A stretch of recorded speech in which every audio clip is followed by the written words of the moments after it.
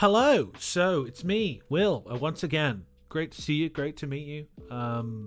Whatever you are in between. Hello. Hi. Good day. I'm Will.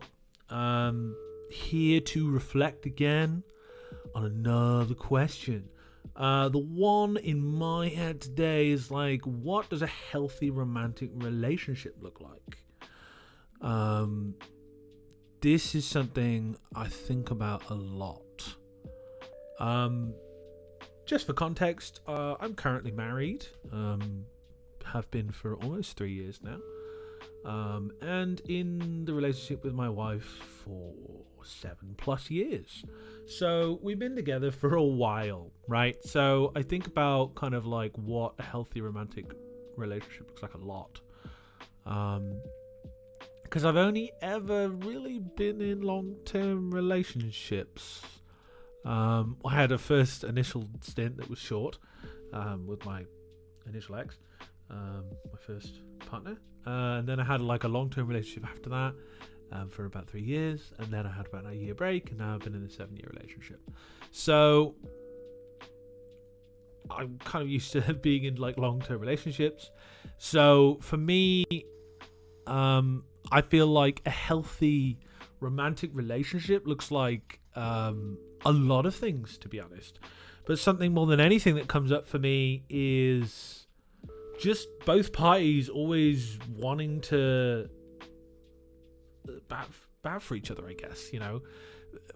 But I think that comes through like a few core things initially, right? When I think about healthy romantic relationships, I'm not even talking about like specific genders here. I think this is just kind of a universal human thing where, like, you know, when you're like initially dating, I think it's like super important to like be kind of forthright with your values and what you want out of life, right? Because like when I think about dating and my kind of take on this, and I know the dating pool's kind of wild right now, right? It's kind of toxic, and I've been out of it for like 7 years, so I'm not going to say like I know the perfect way to like find the perfect partner, right? But I feel like a healthy romantic relationship looks like, especially, you know, setting the initial tone of like how you want communication to go, but by kind of being compassionate for the other person, thinking about their needs and your needs, right? Making sure you got somebody who's aligned on the values front, right? Like something that I really like to think of a lot is how you can test and explore those values with people to find those values and then walk down similar paths together. So, you know, might be a a bit of a forward way of doing it, but I remember on the first date with my wife, I said to her, hey, I don't want kids. Full stop. Don't want kids. Never have wanted kids. I still don't want kids. I'm 30 now. Still not interested at all. That's a value that's really important to me because I guess of a lot of how I see the world, where I see the world going, cost of living crisis, all the doom-a-crowd that's happening, and I felt this always, right? I'm one of 4, so I'm used to having siblings. And I don't hate kids. I think kids are pretty cool. I like hanging out with kids. I have 3 nibblings, I call them currently. They're great. I love hanging out with them when I see them, but not a vibe for me to have kids because there are things I feel I kind of want to do with my time that I feel I would either let down the kids or myself, right? And then I know for me it would lead into a lot of despair, a lot of negative feelings, and going to a really dark place. That's why I'm not having kids. So I bring that up at the start of the date, right? I bring that up kind of in the first date, right? Which some people may think is kind of like maybe crazy, right? In this climate we find ourselves of like situationships and people kind of not wanting to really commit to each other, right? But I guess I feel, this is my take, that like situationships suck for everyone involved because there's certainly, you know, I very much empathize with people that have like commitment challenges, commitment issues, but I feel like we kind of need each other, man. We need stable relationships. We need to support each other. You know, that's not possible for everyone. Everyone has their own situation. But I feel, for me, to be healthy and happy, being in a romantic relationship is kind of important, you know? It's like an important positive boon on my life. And in that, it's positive because I try and make it healthy by like constantly like trying to check in with my wife. My wife takes the piss out of me very often by asking me how I feel about things, because I ask her how she feels about things quite often. But yeah, I think communication's like a huge thing in a romantic relationship. So important. We both changed and have changed a lot so far in our 7 years together. We're both very different people. You know, when I met my wife, she was struggling with a lot of challenges. She still struggles with some of them now. But like me personally, like I wanted to get in the film industry. I was going to become like a programmer. If I couldn't do that, that was like my backup plan.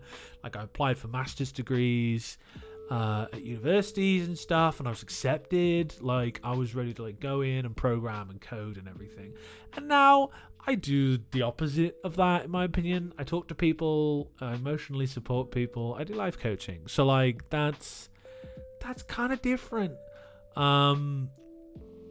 So like I think for me, understanding that I'm going to change and my partner's going to change, and like be curious about the evolving person in front of me, right? So my wife is a different person today for a lot of reasons, and I'm really proud of her growth and development. And I think knowing that we have the same core values of trying to like think about things, have deep conversations, we have a lot of great deep conversations, I feel, and like make intentional time for each other, which I also feel is kind of a component of like a healthy relationship. You know, I do a lot of stuff, you know, writing a film with a buddy right now, making music. A lot of the music in these videos are all written by me, by the way. But you know, I do a lot of stuff in my lane, right? So I think it's important to make sure that there's like time for me and my wife, and it can be really hard to like etch that out sometimes, but I think intentionally planning it.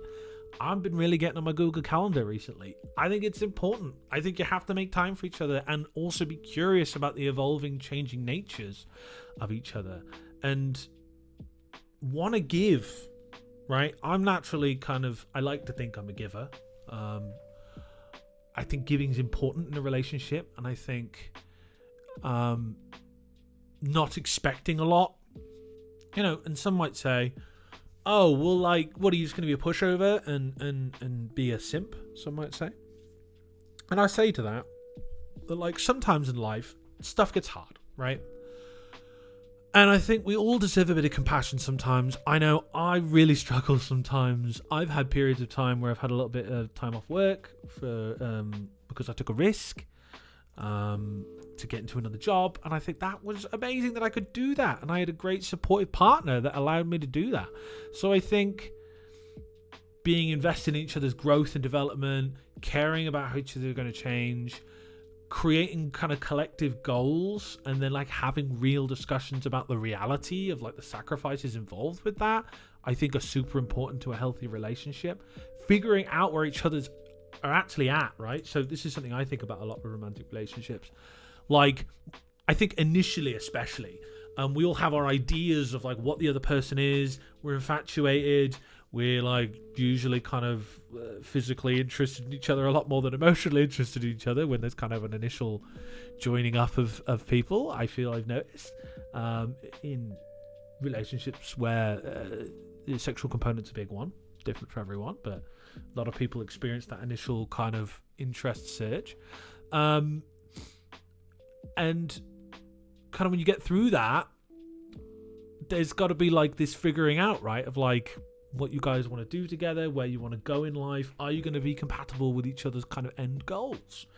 And when I say compatible, I don't mean like you have to bend over backwards and do whatever they kind of want, but like, can you support them in their goals, and can they support you in your goals? Do they want to can they at least be understanding that you care about this? So they're going to care and support you, right? You don't have to, like, if somebody wants to become a wedding planner, right? I don't have to be in love with weddings, but I can, like, support my partner in, like, what they're interested in and, like, listen to them because I care about them, right? And also be upfront with how I'm feeling. Like, if I can't provide support sometimes, I'm really struggling, like, I need to communicate that. I need to say, I'm down in the dumps, I'm overwhelmed, I don't know what I'm doing, and, like, I want to help, but I can't, right? So, like, I guess something I feel I see, especially in, like, forming relationships with people, is a lot of people want to, you know, play games, they want to test people, right? And I'm not saying that's objectively bad, but I feel personally, if people play games with me and there wasn't, like, people just trying to put stuff down and be authentic, which I appreciate, it's really hard, I find it hard too, I'm working on this, but if you are reluctant to be authentic in romantic relationships you're trying to form, ultimately shit's gonna go bad quick, right? People are gonna get ideas of what you are, and then they are never gonna see who you really are, and then there's always gonna be this disconnect. There's gonna be you wanting to authentically go in one direction, they authentically want to go in another direction, but they can't even, like, learn who you are to, like, better align that. They might have the skills as well, they might have the ability, they might not be compassionate enough, right? It depends on the person. But, like, I fundamentally come from the position that, like, we're all suffering, we all need support, and, like, it's okay to fuck up and fail, right? I failed, my partner's failed, but we gotta, like, I have a value that we kind of want to, you know, intellectually encourage each other. You know, my partner went and did a master's degree in forensic psych. I supported her as much as I could through that. You know, I'm currently studying a level 4 in person-centered counselling. So she's being very supportive with me in that to kind of improve our career prospects. But also just kind of whatever's the interest of the moment, you know? Like, right now, I'm super interested in making YouTube videos, and I hope to consistently do that. But my wife's kind of interested in other things, and, like, it's like, cool, it's fine. Like, the point is, like, what are the values, right? You know, I feel the values in a healthy romantic relationship for me are, like, yeah, authenticity, emotional honesty, intellectual curiosity. All those things are super important, and need to be an aspect when possible, right? So I think it's important to be flexible as well, and attentive to where your partner's at. And you're only going to learn that by, like, just being open to who they are to begin with, right? This is certainly kind of what I had to do to begin with. My partner was in a very different position at the start of our relationship to where she is now, and I had to kind of learn who she was and, like, be aware of my biases there to even have a chance to form a really meaningful relationship. So for me, I feel like that's how you build a healthy relationship, right? You grow together, you suck together, and then you're going to get to a place where you kind of get each other and have each other's backs. And I feel that's all I've ever wanted out of a relationship. And that feels healthy to me because I know that my partner cares for me, and she does things for me. I do things for her. And she listens to me when I'm struggling. I listen to her when she's struggling. And that feels really healthy to me. It's also healthy to have space, I think. I love having alone time. She loves having alone time. It's an understanding we mutually have, and that's a good thing. I think you shouldn't put yourself in the bin for someone else. I certainly have never wanted to do that. But yeah, I guess those are my thoughts about what a healthy romantic relationship looks like. Thank you for listening. And I'll see you in the next one.